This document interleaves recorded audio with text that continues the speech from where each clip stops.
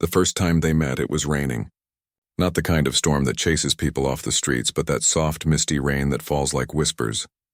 Gentle, lingering, almost thoughtful. February 29th, 2004. The day that only exists once every 4 years.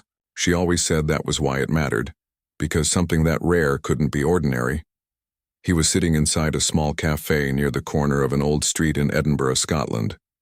The kind of cafe where the coffee tastes like roasted comfort and the walls are lined with books people never read, but always stare at. Her train had been delayed and she came in only to escape the rain. She didn't notice him at first. He noticed her because of the way she smiled at the barista when she ordered, not like most people do, but as if she was trying to make their day better too. "Do you mind if I sit here?" she asked, pointing to the empty chair across from him. He looked up from his notebook and smiled. Not at all. That was it. That was how it started. A seat offered, a coffee shared. Two strangers who didn't know they were writing the first page of something that would last decades. She told him her name was Eliza. He told her his was Noah. She was a writer, or at least trying to be one. He was a photographer, though he claimed he'd never taken a good picture of himself. They talked about everything. Books, music, travel, regrets. The strange loneliness of being alive in a world that keeps moving too fast. When she got up to leave, she looked at the clock. "I was only supposed to be here for 10 minutes, he grinned. "You stayed 2 hours. Maybe time slows down when it's raining," she said. "Or maybe when it's worth it." He watched her walk out into the rain, her coat fluttering like a page being turned. He didn't ask for her number. Neither did she ask for his. Maybe both of them knew, deep down, that if it was meant to be, the world would find a way. 4 years later, the world did. February 29th, 2008. He was in Rome, standing near the Trevi Fountain, watching tourists throw coins and make wishes they'd never remember. He was there on assignment, covering stories of street performers. He turned his camera and saw her, the same raincoat, though the sun was out this time. She was standing by the fountain holding a map upside down, laughing to herself. "Eliza?" he said before he even thought about it. She turned, startled. Her eyes widened. Then she laughed. "Noah?" he nodded. "What are you doing here?" Getting lost, apparently. They spent the whole day together again, as if 4 years hadn't passed, as if the world had paused and waited for them to catch up. She told him her first book had been rejected 7 times. He told her he'd stopped doing wedding photography because it made him too sad. Watching people promise forever when forever was such a fragile thing. That evening, as the sun melted into the orange haze over the city, she said something that would echo in both of their lives for years. "Maybe we only meet on this day. Every leap year. Maybe that's what makes it special." He laughed. "You mean once every 4 years? That's insane." "Maybe," she said. "But maybe it's the only way something can last if we don't let time ruin it." They didn't exchange numbers again. Didn't make plans. Didn't even take a photo together. It was as if they were protecting something fragile. A rare, perfect coincidence that might break if they held on to it too tightly. 4 years later, in 2012, he was in Tokyo. He had stopped taking photos for others and started traveling for himself. He'd been wandering the streets, his camera heavy around his neck when he saw her again, in a small bookstore tucked between 2 neon alleys. She was reading Murakami wearing a red scarf. She looked older, softer around the eyes. He waited until she noticed him. When she did, she didn't say a word. She just smiled. That same quiet, knowing smile that made him feel like 4 years hadn't passed at all. They walked through the streets until midnight. They talked about the same things again: life, loss, love, time. She told him her father had passed away 2 years ago. He told her his mother was sick, and for the first time they didn't laugh as much. The weight of life had started to creep in. When it was time to leave, she said softly, "Do you think we'll keep meeting like this?" He looked at her, the city lights flickering in his eyes. "I hope so," she nodded. "Then promise me one thing. Don't look for me before February 29th. He smiled sadly. "You make it sound like a curse." "Maybe it is," she said. "Or maybe it's the only way we can stay real." They parted again. No numbers, no letters, no digital trace. Just a memory and a date. The years passed differently after that. He started counting in leap years instead of birthdays. Every 4 years, the calendar became a question. Would she appear again like the rare day itself?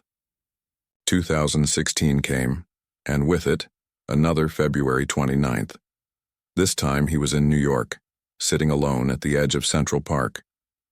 The city was cold, and his hands shook slightly when he held his coffee. He didn't expect her this time. Maybe he didn't want to expect anything. He stood up to leave when he heard someone say, "You're early this time." He turned, and there she was.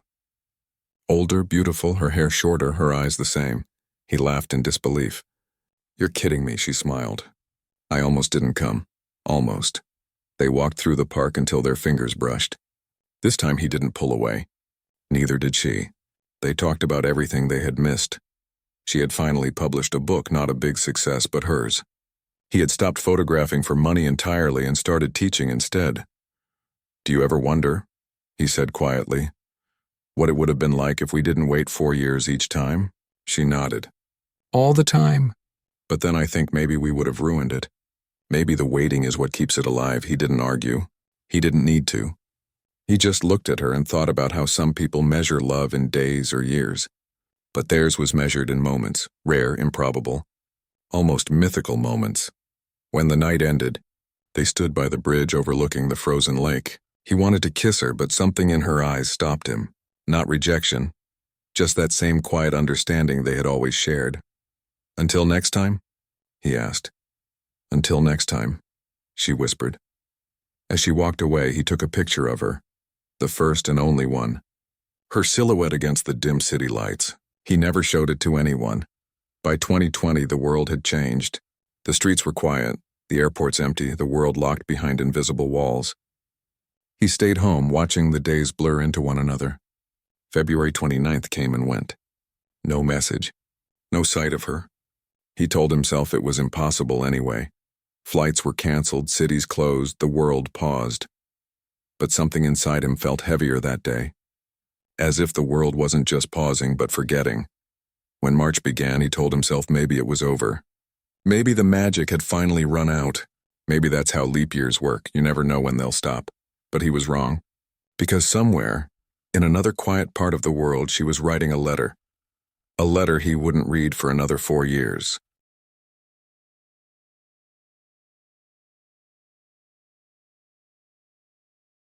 "4 years passed like a dream slowly dissolving in sunlight. Noah aged quietly.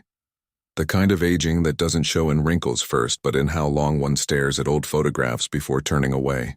He had grown used to silence, the rhythm of his small apartment, the hum of the city outside. But February 29th, 2024 was different. It carried a weight he couldn't explain, a feeling like something unfinished was pulling at him. He woke before dawn that day. The city was still asleep, the streets washed pale by the early light. He sat by the window, a cup of coffee growing cold beside him, and opened the box he kept beneath his desk. Inside were fragments of their story, a ticket from Rome, a receipt from a Tokyo bookstore, a photograph of her silhouette in New York. He hadn't added anything new in 8 years. The phone buzzed with a message he didn't expect. It was from a lawyer's office. He thought it was a mistake until he heard her name. Eliza. The woman said there was something left for him, something she had prepared years ago. A letter, his breath caught. When did she leave it? He asked, though he already feared the answer. February 28th, 2020, the woman replied softly. She wanted it delivered if she couldn't meet you on the next February 29th. The silence between those words was louder than anything else. He thanked her and ended the call, his hands trembling. The letter arrived by courier an hour later, old-fashioned, sealed with wax. His name written in her neat looping handwriting. He didn't open it right away. Instead, he walked to the park. Their park. The same one where they had walked together in 2016. The world had changed, but the trees still stood where they always had, patient and bare against the gray sky. He sat on a bench and finally broke the seal. The letter began the way she used to speak, soft, thoughtful, slightly playful even in sadness. If you're reading this, Noah, then time has once again done what it does best. Taken too much and given too little. I promised not to look for you before February 29th, but I didn't promise I wouldn't write. I'm writing this on the eve of the last day of February 2020. The world feels strange, uncertain. They say we may all have to stay home for a while. I don't know what's coming, but I have this ache that tells me our pattern might break this time. He paused, swallowing hard. I've thought a lot about why we did it. Why we let years pass between us. Maybe it was foolish. Maybe it was brave. But it was ours. I never wanted to ruin it by trying to make it something ordinary. You gave me something people chase their whole lives. Moments that felt infinite. We lived a lifetime in days, Noah. And that's more than most people get. The letter went on, her words dancing between tenderness and inevitability. If I don't make it to the next leap year, please don't wait for me.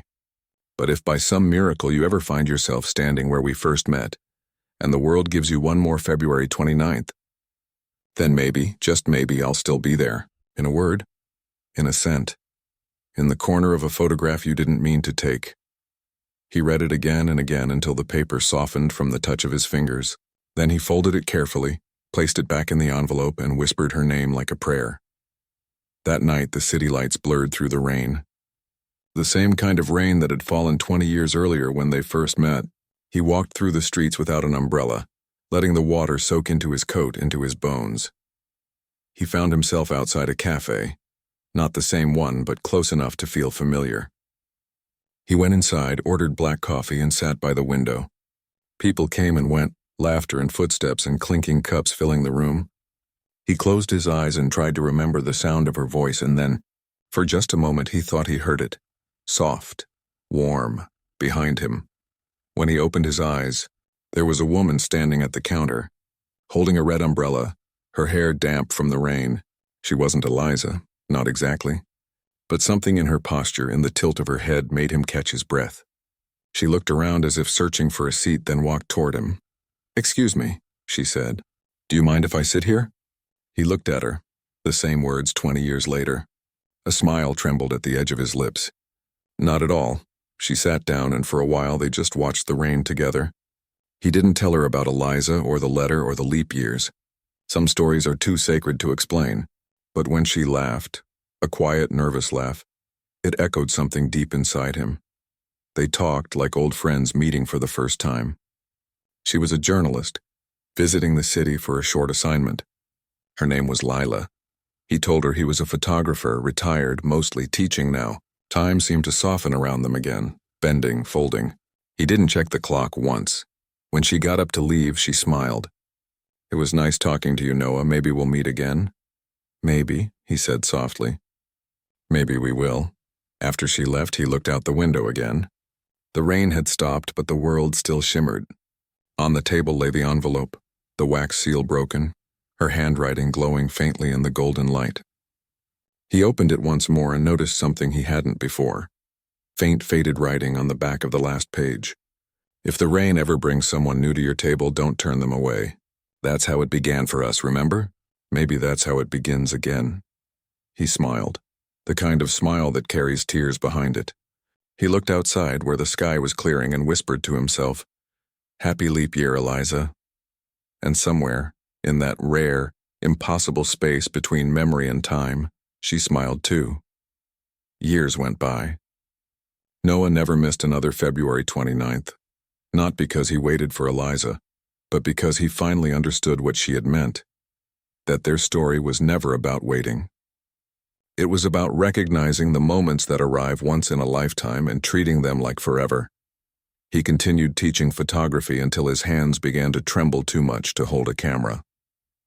On his last day of class, he showed his students the picture he had taken of Eliza, her walking away in the fading light of New York, the bridge behind her, the frozen lake beneath. "This," he said quietly, "isn't a picture of someone leaving. It's a picture of someone staying even when they're gone. Sometimes love doesn't disappear. It just changes where it lives." He never said her name. He didn't have to. On February 29th, 2040, 40 years after that first meeting, the cafe near the old street in Edinburgh still stood. The chairs were different, the books replaced, but the rain fell just the same. And if you were to walk in that day, you might see an old photograph pinned to the wall. A man and a woman sitting across from each other, coffee cups between them, both smiling at something unseen, as if time itself had stopped for just one breath. No caption, No story, just a date written underneath in faded ink. February 29th. And that was enough. End of story. The couple who met once every leap year.